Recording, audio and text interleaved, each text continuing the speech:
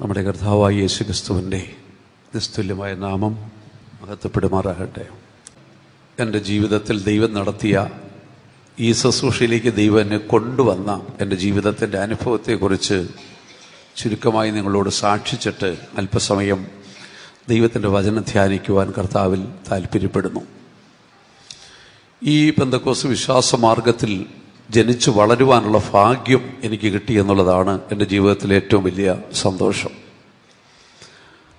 11 വർഷം Sunday school പഠിച്ച് Sunday school ദൈവത്തിൻ്റെ വചനം പഠിക്കുവാനും തുടർന്ന് 3 വർഷം സൺഡേ സ്കൂൾ പഠിപ്പിക്കുവാനും കർത്താവ് എനിക്ക് കൃപയാൽ ഭാഗ്യം തന്നു.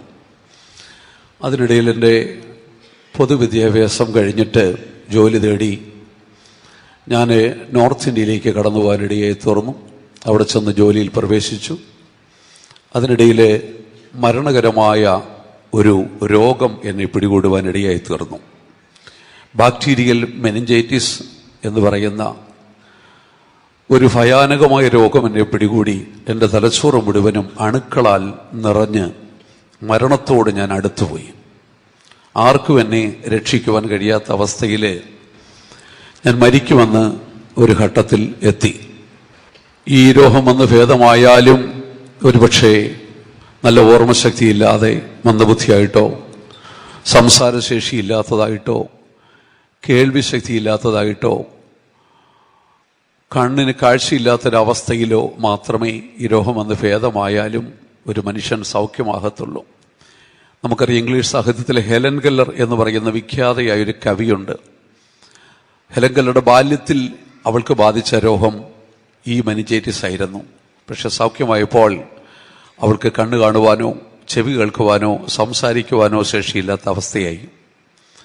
ആ ഭയങ്കരമായ രോഗത്തിന് ഞാനും അടിമപ്പെട്ടു. മരിക്കുമെന്നുള്ളത് ഉറപ്പിച്ചു. എൻ്റെ അന്ത്യാഭിലാഷം എൻ്റെ അരികിൽ വന്ന് ചോദിച്ചു, മാതാപിതാക്കളെ കാണണമോ എന്ന് ചോദിച്ചപ്പോൾ എനിക്ക് മാതാപിതാക്കളെ ഓർത്തെടുക്കുവാൻ കഴിയാത്തൊരവസ്ഥയായിരുന്നു. അതൊക്കെ പിന്നീട് ഒരു പറഞ്ഞപ്പോഴാണ് ഞാൻ അറിഞ്ഞത്. അവസാനമായിട്ട് വല്ലതും കഴിക്കാൻ ആഗ്രഹമുണ്ട് എന്ന് എൻ്റെ ജ്യേഷ്ഠൻ്റെ ഭാര്യ വന്ന് ചോദിച്ചു.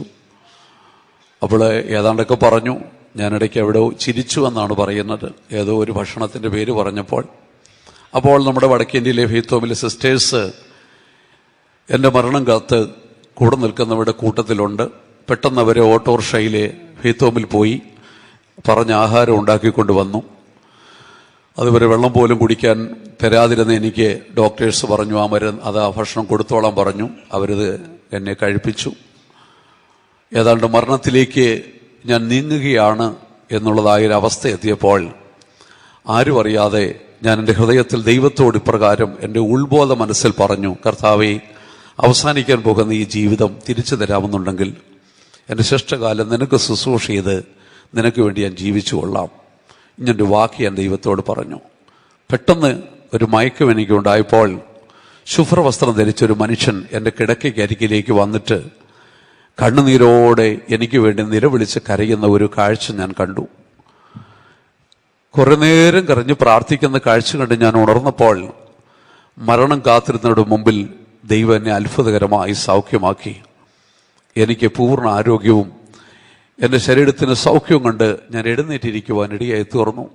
അപ്പോൾ ഞാൻ ഈ ദർശനത്തെക്കുറിച്ചും ദൈവം എനിക്ക് എന്നതായ അനുഭവത്തെക്കുറിച്ചും ഞാൻ ആരോടും പറയാതെ എൻ്റെ ഹൃദയത്തിൽ സൂക്ഷിച്ചു. ജീവനിൽ നിന്നും മരണത്തിൽ നിന്ന് ജീവനിലേക്ക് കർത്താവ് എന്നെ കൊണ്ടുവന്നു.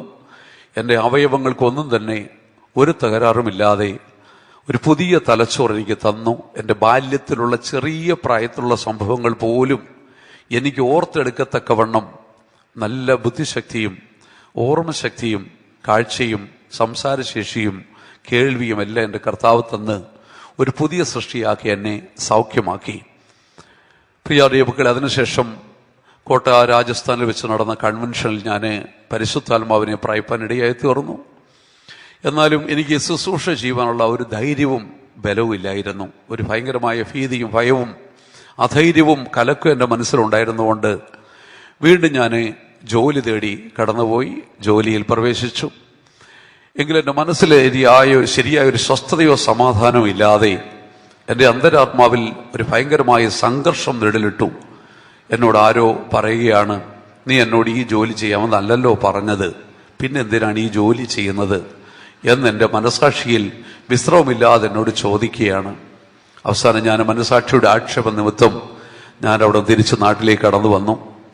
സുവിശേഷ വേല ചെയ്യണോ ചെയ്യണ്ടായോ? ഹൃദയത്തിനകത്ത് ഭയമുണ്ട്. എനിക്ക് സുവിശേഷ വേല ചെയ്യുവാൻ എൻ്റെ വീടും മാതാപിതാക്കളെയും സഹോദരങ്ങളെല്ലാം വിട്ട് വരുവാനുള്ള താല്പര്യക്കേടുണ്ട്. പക്ഷെ കർത്താവിനെ സൗഖ്യമാക്കി എന്നുള്ളത് യാഥാർത്ഥ്യമാണ്. ചെയ്യണോ ചെയ്യണ്ടായോ? വീണ്ടും 1-2 വർഷം ഞാൻ നാട്ടിൽ നിന്ന് എൻ്റെ ജോലിയോടുള്ള ബന്ധത്തിൽ ചില വിഷയങ്ങളെടുത്ത് ഞാൻ പഠിച്ചതിന് ശേഷം വീണ്ടും ഞാൻ ജോലി തേടി ബോംബെയിലേക്ക് കടന്നുപോയി.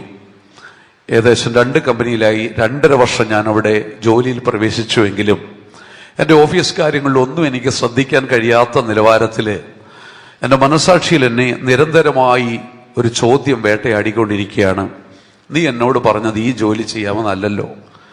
ഈ ചോദ്യത്തിന് മുമ്പിൽ എനിക്ക് ഓഫീസ് കാര്യങ്ങൾ ശ്രദ്ധിക്കുവാനോ എൻ്റെ ജോലിയിൽ എനിക്ക് പൂർണ്ണമായി വിശ്വസ്തത പാലിക്കുവാനോ കഴിയാത്തൊരവസ്ഥയായി.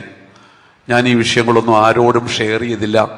എൻ്റെ ജഡരക്തങ്ങളോടോ എൻ്റെ അമ്മയോടോ അപ്പനോടോ സഹോദരങ്ങളോടോ ഒന്നും പറഞ്ഞില്ല. ഒടുവിൽ ഞാൻ ആരോടും പറയാതെ ജോലി കളഞ്ഞിട്ട് നാട്ടിലേക്ക് കടന്നു വന്നു. സുവിശേഷ വേല ചെയ്യുന്നെങ്കിൽ വേല ചെയ്യാം, അല്ലെങ്കിൽ ദൈവത്തിൻ്റെ ഇഷ്ടം എന്തോ ആവട്ടെ, തീരുമാനമെടുക്കാൻ കഴിയാതെ ഞാൻ ഭവനത്തിൽ കടന്നു വന്നു. മുറിയിൽ കയറി രാത്രിയിൽ ഞാൻ ദൈവത്തോട് കരഞ്ഞു, കർത്താവേ, എന്താണ് എന്നെക്കുറിച്ചുള്ള ദൈവത്തിൻ്റെ ഹിതം? ഈ അവസ്ഥയിൽ 2 അനുഭവങ്ങൾ എനിക്കുണ്ടായി. ഒന്ന്, ഞാനൊരു ദർശനം കണ്ടു. ആ ദർശനത്തിലെ ഇപ്പോൾ കോട്ടയത്തിരിക്കുന്ന ചാക്കോപ്പച്ചനെ ഒരു നല്ല ഒരുക്കിയിരിക്കുന്ന നിലത്ത് ഒരു കർഷകന്റെ വേഷത്തിൽ നിന്നുകൊണ്ട് വിതവട്ടിയിൽ നിന്ന് ധാന്യങ്ങൾ വാരി വയലിൽ വിതയ്ക്കുകയാണ്. അപ്പോൾ ഞാൻ ആ വരമ്പിലൂടെ കടന്നു പോകുമ്പോൾ ചാക്കോപ്പച്ചനെ അടുത്തോട്ട് വിളിച്ചിട്ട് എൻ്റെ കയ്യിൽ ആ വിതവട്ടി തന്നിട്ട് വിതയ്ക്കുവാൻ എന്നോട് പറയുകയുണ്ടായി. ആ ദർശനം കണ്ടു. അതിനുശേഷം വീണ്ടും ഞാൻ കിടന്നുറങ്ങി. പിന്നീട് എൻ്റെ ജീവിതത്തിലുണ്ടായ അനുഭവം എന്ന് പറയുന്നത്, ഏതാണ്ടൊരു 3 മണിയായി കാണും വെളുപ്പാങ്കാലത്ത് ഒരു മനുഷ്യൻ എൻ്റെ അടുത്ത് വന്നു. അത് എനിക്ക് വ്യക്തമായിട്ട് അനുഭവിക്കുവാൻ സാധിച്ചു. എന്നോട് എഴുന്നേറ്റിരിക്കുവാൻ ആവശ്യപ്പെട്ടു. ഞാൻ എഴുന്നേറ്റ് കട്ടിലിരുന്നു. സക്കരിയ പ്രവാചകന്റെ പുസ്തകം 3-ാം അധ്യായം 6-7 വാക്യങ്ങൾ എടുത്ത് വായിക്കുവാൻ പറഞ്ഞു. ആ മനുഷ്യൻ അതിനുശേഷം എന്നെ വിട്ട് കടന്നുപോയി. പക്ഷെ ഞാൻ വായിച്ചില്ല, ഞാൻ കിടന്നുറങ്ങി. രാവിലെ എഴുന്നേറ്റപ്പോൾ എൻ്റെ മനസ്സിൽ ഭയങ്കരമായ ഒരു സ്വസ്ഥതയും സമാധാനവും ഉണ്ടായി. ഞാൻ ഓർത്തു, എന്താണ് എൻ്റെ മനസ്സിൻ്റെ ഭാരങ്ങൾ വിട്ടുപോയല്ലോ. പെട്ടെന്ന് ഞാൻ തലേന്ന് കണ്ട ദർശനവും എനിക്ക് ദൈവശബ്ദം കേട്ടതും എൻ്റെ അരികിൽ വന്ന ഒരാൾ ഇന്നതുപോലെ പറഞ്ഞത് ഞാൻ ഓർത്തു. ഞാൻ ഓടിച്ചെന്ന വചനമെടുത്ത് വായിച്ചപ്പോൾ അവിടെ എഴുതിയിരിക്കുന്നു, യഹോവയുടെ ദൂതൻ യോശുവയോട് സാക്ഷീകരിച്ചത് എന്തെന്നാൽ, നീ എൻ്റെ വഴികളിൽ നടക്കുകയും എൻ്റെ കാര്യം നോക്കുകയും ചെയ്യാവുന്നുണ്ടെങ്കിൽ എൻ്റെ ആലയത്തെ നീ സൂക്ഷിക്കുകയും എൻ്റെ പ്രാകാരങ്ങളിൽ നീ സൂക്ഷിക്കുകയും നിനക്ക് ഈ നിൽക്കുന്ന വഴിയിൽ ഞാൻ ആഗമനം അനുവദിക്കുകയും ചെയ്യാം. ഈ വചനം എനിക്ക് കിട്ടിയപ്പോൾ എനിക്ക് ഭയങ്കരമായ ധൈര്യമുണ്ടായി. എൻ്റെ മനസ്സിൽ പറഞ്ഞു, കർത്താവ് എന്നെ വിടുന്നില്ല, കർത്താവിൻ്റെ ശുശ്രൂഷയ്ക്ക് വേണ്ടിയുള്ള വിളിയാണ്. പക്ഷേ വിസ്മയകരമായ മറ്റൊരു അനുഭവം ഞാൻ പറയാം. പിന്നീട് ചാക്കോപ്പച്ചൻ തൻ്റെ ജീവിതത്തിലെ അനുഭവ സാക്ഷ്യം തിരുവല്ലയിൽ വെച്ച് പറഞ്ഞപ്പോഴാണ് ഞാൻ അറിയുന്നത്, ചാക്കോപ്പച്ചനെ കർത്താവിൻ്റെ വേലയ്ക്ക് വേണ്ടി ദൈവം വിളിച്ചതും ഇതേ വചനത്തിലൂടെയാണ് വിളിച്ചത് എന്നെനിക്കറിയുവാൻ സാധിച്ചു. അതേ ദർശനവും അതേ വിളിയും എൻ്റെ ജീവിതത്തിലുണ്ടായി. എങ്കിലും എൻ്റെ മനസ്സിൽ ഭയങ്കരമായ ഒരു കലക്കം. ഞാൻ ഗിദെയോനെ പോലെ ദൈവത്തോട് ഒരു അടയാളം വെച്ചു. ഞാൻ ദൈവത്തോട് പറഞ്ഞു, കർത്താവേ, ഞാൻ എൻ്റെ വീട്ടിൽ ഇളയ മകനാണ്. എൻ്റെ അപ്പനെയും അമ്മയും സംരക്ഷിക്കേണ്ട ഉത്തരവാദിത്വം എനിക്കുണ്ട്. കുടുംബത്തിലെ വീട് ഞാൻ നോക്കി എൻ്റെ അപ്പനെയും അമ്മയും സംരക്ഷിച്ച് ഞാനിവിടെ ജീവിക്കും. എൻ്റെ ജ്യേഷ്ഠ സഹോദരന്മാർ വിദേശത്താണ്. ഒരു പക്ഷേ എൻ്റെ തൊട്ടുമൂത്ത ജ്യേഷ്ഠൻ വിദേശത്ത് ജോലി ചെയ്യുന്നു. താൻ എന്തെങ്കിലും ജോലിയില്ലാതെ നാട്ടിൽ വന്ന് അലയുന്ന ഒരവസ്ഥയുണ്ടായി. അങ്ങനെ ഒരു അവസ്ഥയിൽ താനായി തീർന്നാൽ ഞാൻ ഈ വീട് വിട്ട് ഇറങ്ങിക്കൊടുക്കാം. അല്ലെങ്കിൽ ഞാൻ വീട് നോക്കി എൻ്റെ അപ്പനെയും സംരക്ഷിച്ച് അമ്മയും സംരക്ഷിച്ച് ഞാൻ ഈ വീട്ടിൽ ഒരു കുടുംബജീവിതം ചെയ്തുകൊണ്ട് ജീവിക്കും. അല്ലെങ്കിൽ ഞാൻ നിന്റെ വേലയ്ക്ക് ഇറങ്ങണമെന്നുണ്ടെങ്കിൽ എൻ്റെ ജ്യേഷ്ഠൻ ജോലിയില്ല, നാട്ടിൽ വരുന്നൊരവസ്ഥയുണ്ടാകണം. ഇത് ഞാൻ ദൈവത്തോടൊരു അടയാളമായി വെച്ചു.